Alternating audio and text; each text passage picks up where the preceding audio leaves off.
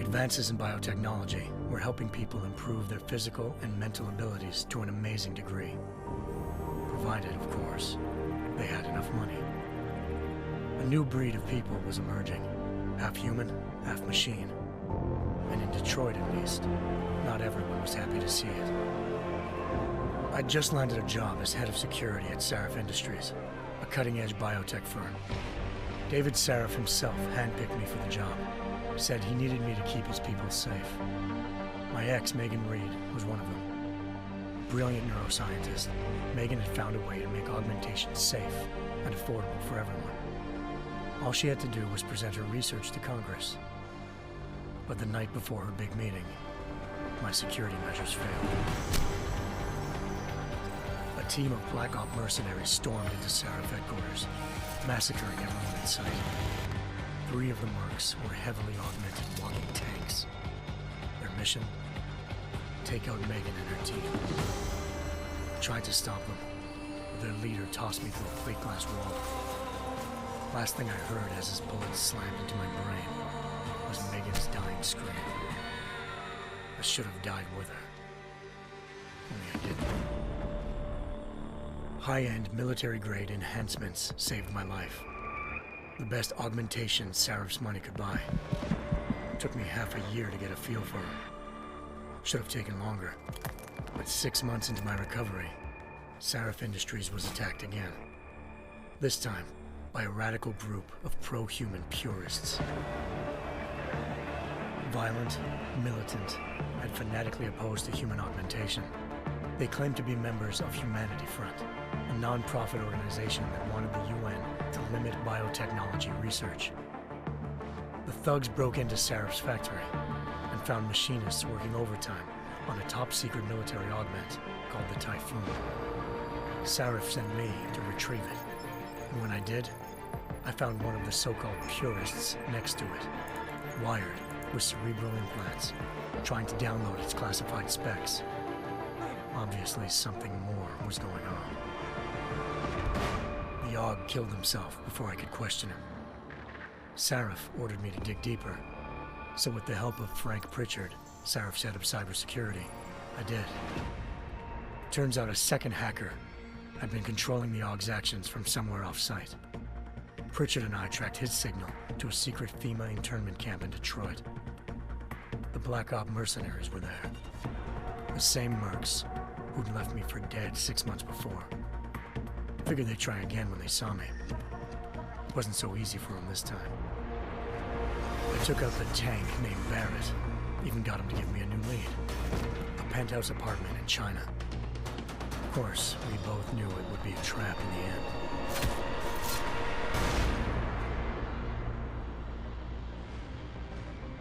Hengsha Island, China.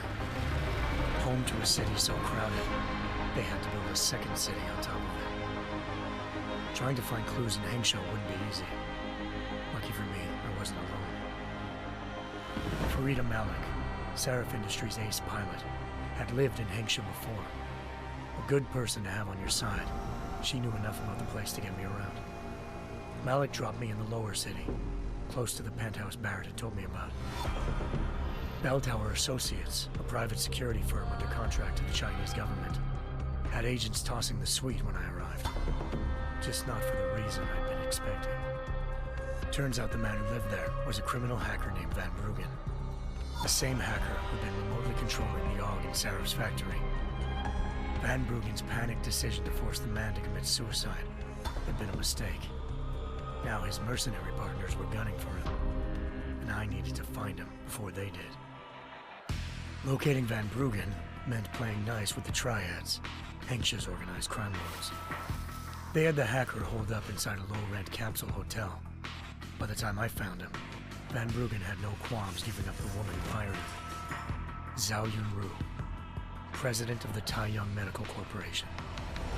According to Van Bruggen, Zhao wanted to monopolize the augmentation industry and had hired Black Op mercenaries to destabilize her competition.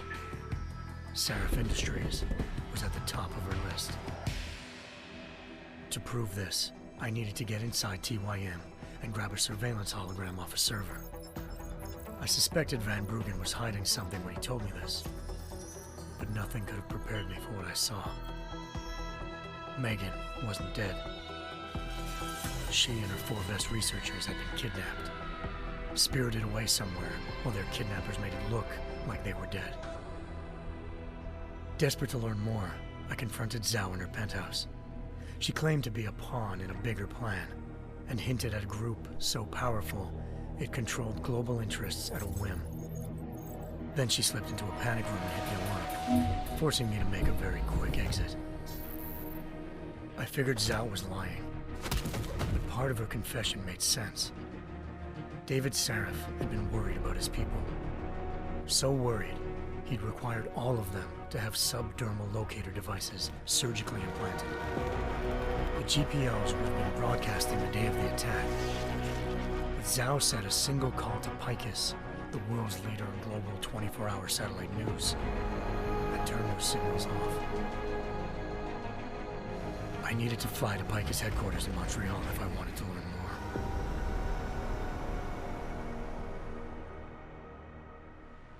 Eliza Cassan, Picus Communications' First Lady of News. Malik thought I was reaching when I told her Eliza was involved in this. The world's most famous news anchor, working with a mercenary hit squad. But when I confronted Cassan in her office, she freely admitted to jamming Detroit's satellites the night Megan's team had been taken. Said she's just been following her commands. I suspected she wanted to say more. But Black Op mercenaries showed up looking to shut us both down. And just like that, the Eliza I'd been talking to disappeared. The Mercs were led by an augmented killer I crossed paths with twice before, Fedorova, a woman who'd made silence her best friend. She waited for me to track Eliza's transmission to a secret server room underneath the Picus complex, then jumped me from behind. A deadly fight ensued. I made sure she never moved silently again. With Fedorova down and no one left to keep Eliza quiet, she reappeared. Turns out Picus's First Lady of News wasn't a lady at all. She was a sophisticated AI program, engineered to monitor data streams and control what people believed. Eliza told me the Mercs had brought in a Humanity Front doctor named Isaiah Sandoval to remove the scientist's implanted tracking devices while Detroit's satellites were down. She also told me to speak to David Sarif if I wanted to learn more. By the time Malik and I got back to Detroit, tensions between normal and augmented citizens had reached a flashpoint. Riots were breaking out in several cities, and the UN was being urged to intervene. Sarif was trying hard to convince Hugh Darrow, the inventor turned philanthropist who'd once been a leading proponent of enhancement technologies, to help stop a possible regulatory vote. Sarif had a lot riding on Darrow. Megan's discovery would have given millions of people the chance to evolve beyond their normal human abilities, and at the same time catapulted Sarif Industries to the top of the Fortune 500. According to Sarif, Megan's kidnappers knew this, and didn't want people evolving unless they controlled how it was done. He called his enemies Illuminati, and urged me to keep searching. Determined to do so, I tracked down Sandoval via America's most outspoken augmentation opponent, Bill Taggart, Sandoval's boss and founder of Humanity Front. Sandoval admitted to operating on Megan's team when I confronted him, but said he hadn't removed their GPLs. He'd merely